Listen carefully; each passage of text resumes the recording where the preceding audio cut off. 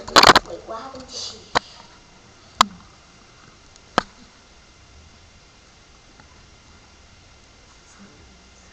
Hello. Hi, my name is Jennifer.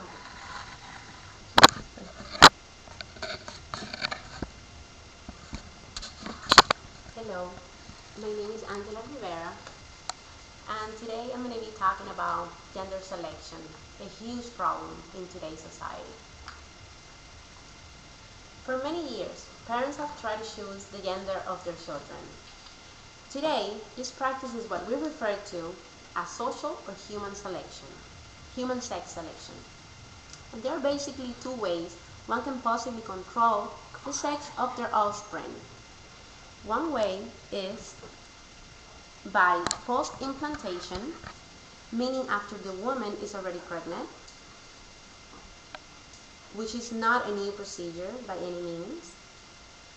In post-implantation, the way to control the sex is simply by aborting if the sex achieved was not the desired one. The sex of the fetus can be determined through a simple ultrasound at an early stage during the pregnancy. The second way, which is the one I'll be discussing today, is done as pre-implantation. Pre-implantation gender selection is done through sperm sorting, which is a way of choosing what type of sperm cell will fertilize the egg cell. The X chromosome sperm is separated from the Y chromosome sperm, and then the result is used in an artificial insemination or in vitro fertilization. A study has shown that about 40% of couples throughout the world would choose the gender of their child if possible. Is this really something we should be doing as a society? One problem with gender selection procedures is that the gender selection process still is in very early stage of development, so scientists don't get it right all the time, resulting in couples spending thousands of dollars trying to conceive a child with the gender of their choice, to probably be disappointed multiple times. This usually leads to the termination of the pregnancy because of an unwanted gender. Gender selection is not only dangerous, but it can create gender imbalance in populations, sexual discrimination, even psychological effects, particularly in places where one sex may be preferred by families over the other for various reasons. More commonly, a boy is preferred in some cultures because they can carry on the family name and inherit property. Proponents of gender selection suggest that people should not fear that sex selection would change sex ratio because the procedure is only used by a small fraction of parents who can actually afford it. The issue of money might change soon though, as it has changed in the past with the rise of new technological advances. As the procedure cost decreases, more couples will continue to take advantage of it.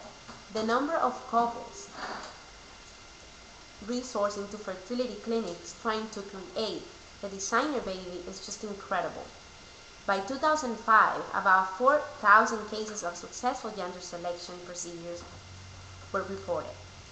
Multiple schools are beginning to study the practice of gender selection in order to make it more available in the near future. If this practice continues, natural gender ratios will change dramatically if indeed people will be able to afford it. Gender selection, however, has been banned in many countries in Europe and Asia. Perhaps these countries have noticed that this practice is not only dangerous but also unethical, and that it would also lead people into wanting to create designer babies by choosing hair colors, eye colors, intelligence, and more characteristics that make the child in question a means of fulfillment of the parents' own desires, instead of respecting the child and loving him or her as their own, with their own identity. If we do not draw a line between our wants and our needs, there will be no stopping wealthy couples who want to choose all of these characteristics of their children, and this creates problems with racism and possible segregation of people and promotes intolerance towards different groups. By discouraging gender selection, we're helping our children and next generations to have less prejudice and accept others for who they are and not for what they look like or their gender in this case.